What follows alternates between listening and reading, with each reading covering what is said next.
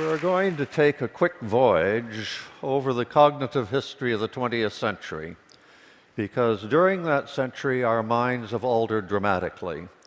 As you all know, the cars that people drove in 1900 have altered because the roads are better and because of technology. And our minds have altered too. We've gone from people who confronted a concrete world and analyzed that world primarily in terms of how much it would benefit them, to people who confront a very complex world. And it's a world where we've had to develop new mental habits, new habits of mind. And these include things like clothing that concrete world with classification, introducing abstractions that we try to make logically consistent, and also taking the hypothetical seriously, that is, wondering about what might have been rather than what is. Now, this dramatic change was drawn to my attention through massive IQ gains over time. And these have been truly massive. That is, we don't just get a few more questions right on IQ tests. We get far more questions right on IQ tests than each succeeding generation back to the time that they were invented. Indeed, if you score the people a century ago against modern norms, they would have an average IQ of 70. If you score us against their norms, we would have an average IQ of 130. Now, this has raised all sorts of questions. Were our immediate ancestors on the verge of mental retardation? Because 70 is normally the score for mental retardation. Or are we on the verge of all being gifted, because 130 is the cutting line for giftedness? Now, I'm going to try and argue for a third alternative that's much more illuminating than either of those. And to put this into perspective, let's imagine that a Martian came down to Earth and found a ruined civilization. And this Martian was an archaeologist, and they found scores, target scores, that people had used for shooting. And first they looked at 1865, and they found that in a minute, people had only put one bullet in the bullseye. And then they found in 1898 that they'd put about 5 bullets in the bullseye in a minute. And then about 1918, they'd put 100 bullets in the bullseye. And initially, that archaeologist would be baffled. They would say, look, these tests were designed to find out how much people were steady of hand, how keen their eyesight was, whether they had control of their weapon. How could these performances have escalated to this enormous degree? Well, we now know, of course, the answer. If that Martian looked at battlefields, they would find that people had only muskets at the time of the Civil War, and that they had repeating rifles at the time of the Spanish-American War, and then they had machine guns by the time of World War I. And in other words, it was the equipment that was in the hands of the average soldier that was responsible, not greater keenness of eye or steadiness of hand. Now, what we have to imagine is the mental artillery that we have picked up over those 100 years. And I think, again, that another thinker will help us here, and that's Luria.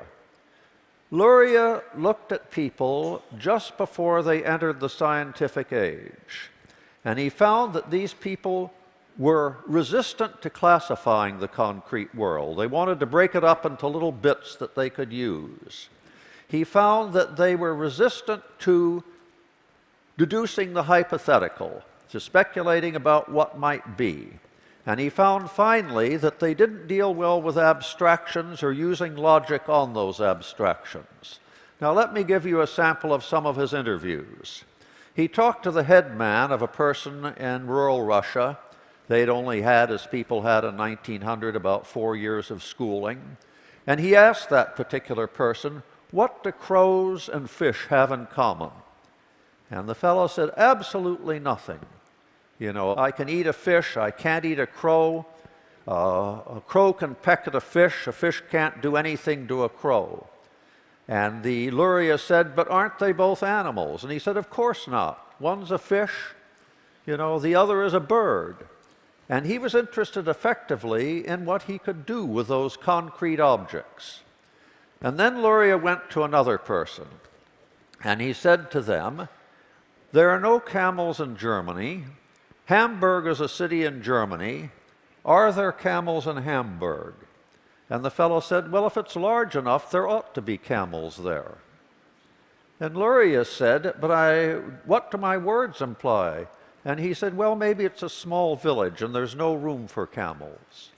In other words, he was unwilling to treat this as anything but a concrete problem. And he was used to camels being in villages, and he was quite unable to use the hypothetical, to ask himself, what if there were no camels in Germany? A third interview was conducted with someone about the North Pole. And Luria said, "At the North Pole there is always snow. Wherever there is always snow, the bears are white. What color are the bears at the North Pole?" And the response was, "Such a thing is to be settled by testimony. If a wise person came from the North Pole and told me the bears were white, I might believe him. But every bear that I've seen is a brown bear." Now you see again, this person has rejected going beyond the concrete world and analyzing it through everyday experience, and it was important to that person what color bears were. That is, they had to hunt bears. They weren't willing to engage in this. One of them said to Luria, "How can we solve things that aren't real problems? None of these problems are real. How can we address them?" Now, these three categories, classification, using logic on abstractions, taking the hypothetical seriously, how much difference do they make in the real world beyond the testing room? And let me give you a few illustrations. First, almost all of us today get a high school diploma. That is, we've gone from 4 to 8 years of education to 12 years of formal education, and 52% of Americans have actually experienced some type of tertiary education. Now, not only do we have much more education, and much of that education is scientific, and you can't do science without classifying the world. You can't do science without proposing hypotheses. You can't do science without making it logically consistent. And even down in grade school, things have changed. In 1910, they looked at the examinations that the state of Ohio gave to 14-year-olds, and they found that they were all for socially valued concrete information. They were things like, what are the capitals of the 44 or 5 states that existed at that time? When they looked at the exams that the state of Ohio gave in 1990, they were all about abstractions. They were things like, why is the largest city of a state rarely the capital? And you were supposed to think, well, the state legislature was rural controlled, and they hated the big city, so rather than putting the capital in a big city, they put it in a county seat. They put it in Albany rather than New York. They put it in Harrisburg rather than Philadelphia, and so forth. So the tenor of education has changed. We're educating people to take the hypothetical seriously, to use abstractions, and to link them logically. What about employment? Well, in 1900, 3% of Americans practiced professions that were cognitively demanding. Only 3% were lawyers or doctors or teachers. Today, 35% of Americans practice cognitively demanding professions.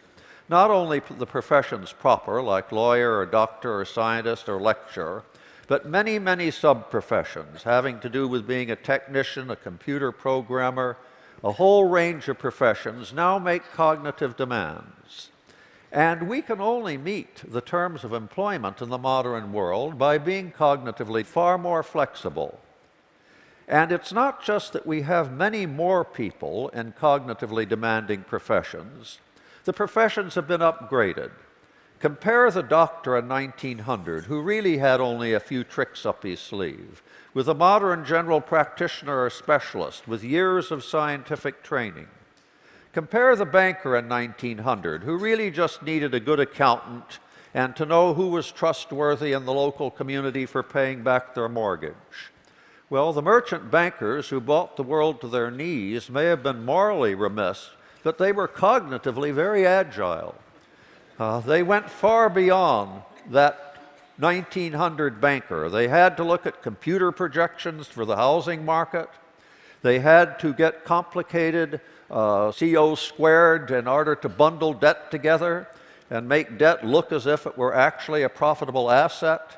They had to prepare a case to get rating agencies to give it a AAA, though in many cases they had virtually bribed the rating agencies. And they also, of course, had to get people to accept these so-called assets and pay money for them, even though they were highly vulnerable. Or take a farmer today. I take the farm manager of today is very different from the farmer of 1900. So it hasn't just been the spread of cognitively demanding professions, it's also been the upgrading of tasks like lawyer and doctor and what have you that have made demands on our cognitive faculties. But I've talked about education and employment. Some of the habits of mind that we have developed over the 20th century have paid off in unexpected areas. I'm primarily a moral philosopher. I merely have a holiday in psychology, and what interests me in general is moral debate. Now, over the last century, in developed nations like America, moral debate has escalated because we take the hypothetical seriously. And we also take universals seriously and look for logical connections. When I came home in 1955 from university at the time of Martin Luther King, a lot of people came home at that time and started having arguments with their parents and grandparents. My father was born in 1885, and he was mildly racially biased. As an Irishman, he hated the English so much he didn't have much emotion for anyone else. But he did have a sense that black people were inferior. And when we said to our parents and grandparents, how would you feel if tomorrow morning you woke up black? They said, that is the dumbest thing you've ever said. Who have you ever known who woke up in the morning that turned black? In other words, they were fixed in the concrete mores and attitudes they had inherited. They would not take the hypothetical seriously. And without the hypothetical, it's very difficult to get moral argument off the ground. You have to say, you know, imagine you were in Iran, and imagine that your relatives all suffered from collateral damage, even though they had done no wrong. How would you feel about that? And if someone of the older generation says, well, our government takes care of us, and it's up to their government to take care of them, they're just not willing to take the hypothetical seriously. Or take an Islamic father whose daughter has been raped and he feels he's honor-bound to kill her. Well, he's treating his mores as if they were sticks and stones and rocks that he had inherited, and they're unmovable in any way by logic. They're just inherited mores. Today we would say something like, well, imagine you were knocked unconscious and sodomized. Would you deserve to be killed? And he would say, well, that's not in the Quran. You know, that's not one of the principles I've got. Well, you today universalize your principles. You state them as abstractions and you use logic on them. If you have a principle such as people shouldn't suffer unless they're guilty of something, then to exclude black people, you've got to make exceptions, don't you?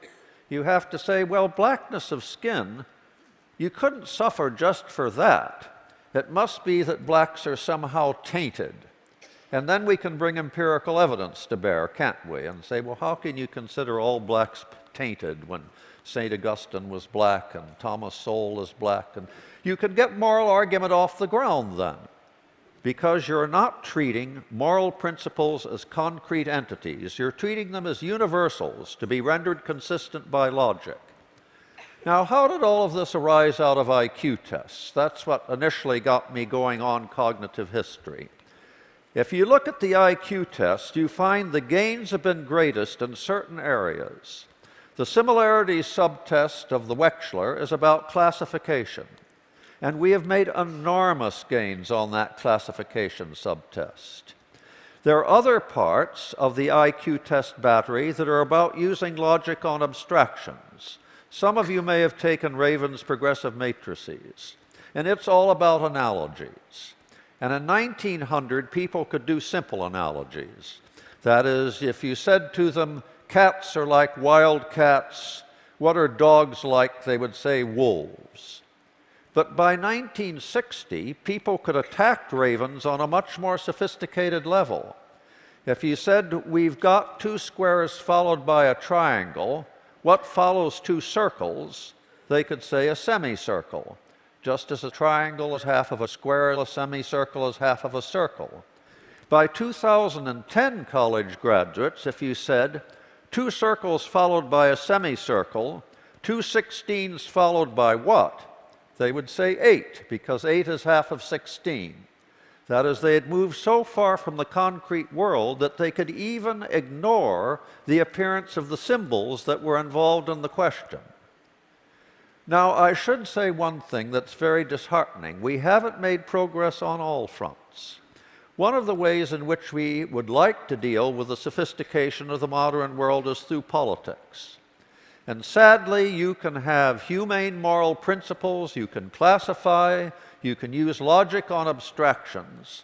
And if you're ignorant of history and of other countries, you can't do politics. We've noticed a trend among young Americans that they read less history and less literature and less material about foreign lands. And they're essentially ahistorical. They live in the bubble of the present.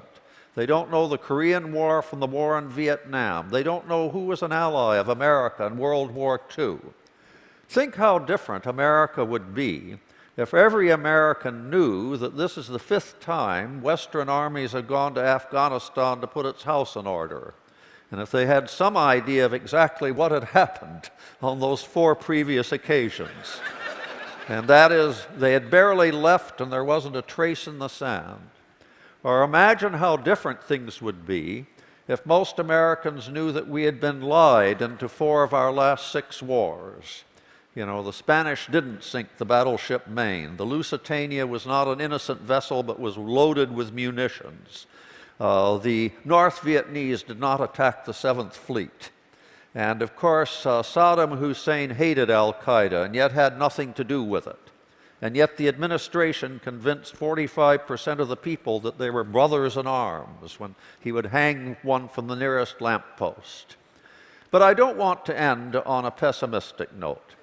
The 20th century has shown enormous cognitive reserves in ordinary people that we have now realized. And the aristocracy was convinced that the average person couldn't make it, that they could never share their mindset or their cognitive abilities. Lord Curzon once said he saw people bathing in the North Sea, and he said, why did no one tell me what white bodies the lower orders have? As if they were a reptile. Well, Dickens was right and he was wrong. Dickens said, the Colonel's lady and Judy O'Grady are sisters underneath the skin.